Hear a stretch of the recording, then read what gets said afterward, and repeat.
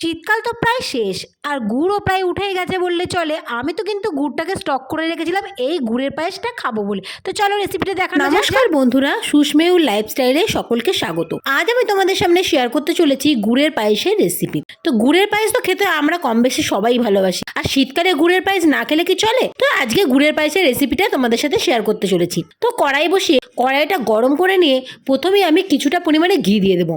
ঘিটা একটু তেতে এলেই, অর্থাৎ একটু গরম হয়ে এলেই ওর মধ্যে আমি আমার গোবিন্দভোগ চালটা দিয়ে দেবো। আর প্রথমে তোমাদের চালের মেজারমেন্টটা বলে রাখি।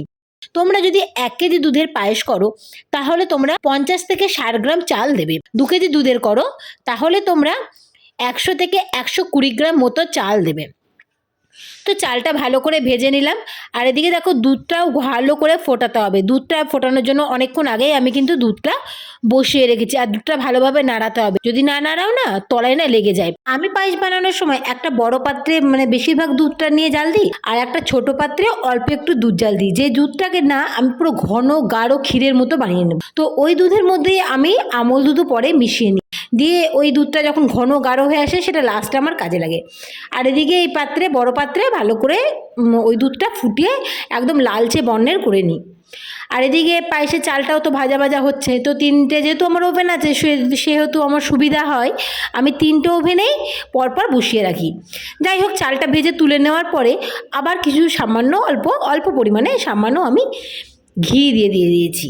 তো ঘিটা দিয়েছি এই কারণেই, ওর মধ্যে কাজু কিশমিশ যা তোমরা অ্যাড করতে চাও সেটা তোমরা অ্যাড করতে পারো। আমি কিশমিশ দিই না, কিশমিশ আমার পায়েসে খুব একটা ভালো লাগে না, যেই কারণে আমি শুধু কাজুটাই অ্যাড করে দিই। আর তোমাদেরকে একটা টিপস আমি বলে রাখি, তো কাজু যখন দেবে গোটা কাজু কখনোই দেবে না, কারণ কাজু দিলে না কাজুর মধ্যে পোকা থাকে। তো পোকার জন্য না পোকাটাও ভাজা হয়ে যাবে, সে কারণে কাজুটা সবসময় ভেঙে দেবে। আর পায়েসের মধ্যে যদি এলাচ পছন্দ করো তো 2-4টে এলাচের দানা তোমরা ভেঙে দিতে পারবে। এবার গুড়ের পালা। তো প্রথমে বলি যে তোমরা যদি লিকুইড গুড় দিয়ে করো সেক্ষেত্রে তোমাদের আর লিকুইড করার দরকার পড়বে না। বা তোমরা যদি পাটালি ছাড়া এমনি গুড় দিয়ে করো, দানা দানা যে গুড়টা হয় সেটা দিয়ে করো, তাও তোমাদের পাটালি জাল দেওয়ার লিকুইড করার প্রয়োজন পড়বে না। আমি যেহেতু পাটালি দিয়ে করছি সেহেতু পাটালিটা ফট করে দুধের মধ্যে দিলে দুধটা কেটে যেতে পারে।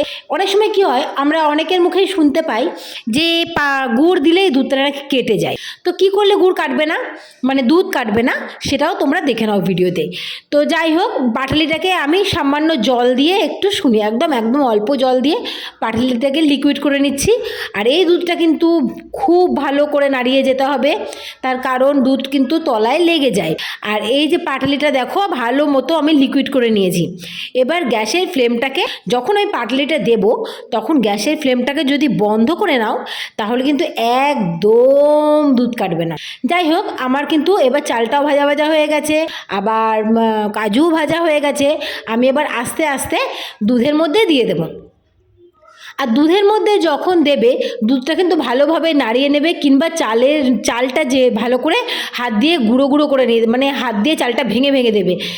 চাল ভাঙতে হবে না, তোমরা দলা যেটা হয়ে যায় সেই দলাটাকে ভেঙে দেবে। আর চালটা দেওয়ার সাথে সাথে কিন্তু দুধটা ভালো করে নাড়িয়ে নেবে, তার কারণ চালে কিন্তু দলা বেঁধে যাবে। চালটা দুধের মধ্যে দেওয়ার পরপরই তলা বেঁধে যাবে, যেই কারণে আমরা কিন্তু ভালো করে নাড়িয়ে নিতে হবে। তো আমরা ভালো করে নাড়িয়ে নিয়েছি, তোমরাও ভালো করে নাড়িয়ে নেবে। আর দেখো দুধটা ভালো মতো ফুটে উঠেছে। এই দুধটা কিন্তু লাল করে নিয়েই আমি চালটা দিয়েছিলাম। আর যে পাশে ছোট যে বোলটার মধ্যে আমি গাঢ় করব বললাম দুধটাকে, ক্ষীর বানাবো, তো ওটা কিন্তু ক্ষীর হওয়ার জন্য কন্টিনিউ আমি বসিয়ে রেখেছি এবং কন্টিনিউ আমি নাড়িয়েও যাচ্ছি। ওটাকে ভালো করে গাঢ় করে ক্ষীর বানিয়ে নেব। তারপরে দেখো এই দুধটা তো চাল দিয়েছি, চালটা দেওয়ার পর ফুটছে। চালটা কেমন সিদ্ধ হবে তোমরা দেখতেই পাবে। চালটা খুব গলবেও না, আবার কাঁচা হাফ সিদ্ধও হবে না। চালটা একটু নর্মালি ভাঙা যাচ্ছে দেখতে পাবে, তার থেকে একটু বেশি সিদ্ধ করতে হবে। তো আমার এরকম হয়ে এসেছে। এবার আমি একটু দুধ তুলে নিচ্ছি, কারণ কি বলো তো, এই দুধটার মধ্যে আমি প্যাকেটের যে গুঁড়ো দুধটা সেটা মেশাবো। তো গুঁড়ো দুধ মেশানোর সময় তোমাদের জানিয়ে রাখি, যখন জলের মধ্যে দেখবে বা দুধের মধ্যে দেখবে তোমরা আঙুল ডোবাতে পারছো, অর্থাৎ আঙুলে ফিল করতে পারছো হালকা, খুব সামান্য হালকা গরম, তখন কিন্তু দুধের প্যাকেটটা দেখবে একটুও দলা বাঁধবে না। আর যদি তোমরা খুব গরম দুধে দাও তাহলে কিন্তু দুধটা গলবেও না, আর পুরো দলা বেঁধে যাবে।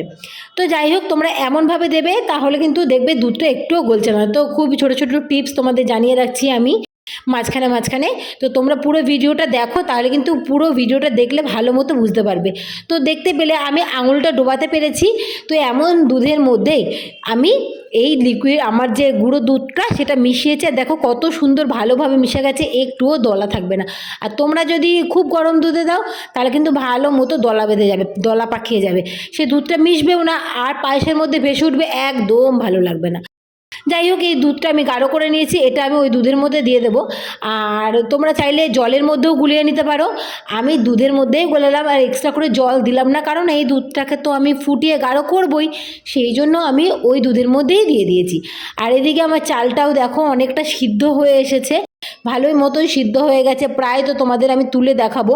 আর তোমরা যদি কতটা মানে পায়েস রাখবে, কতটা বুঝতে না পারো যে কতটা ফোটাবে, তো আমি বলবো যে তোমরা পুরোটাই ফুটিয়ে নাও, পুরোটাই গাঢ় করে নাও দুধটাকে, তাহলে পায়েসের স্বাদটা কিন্তু দ্বিগুণ বেড়ে যাবে।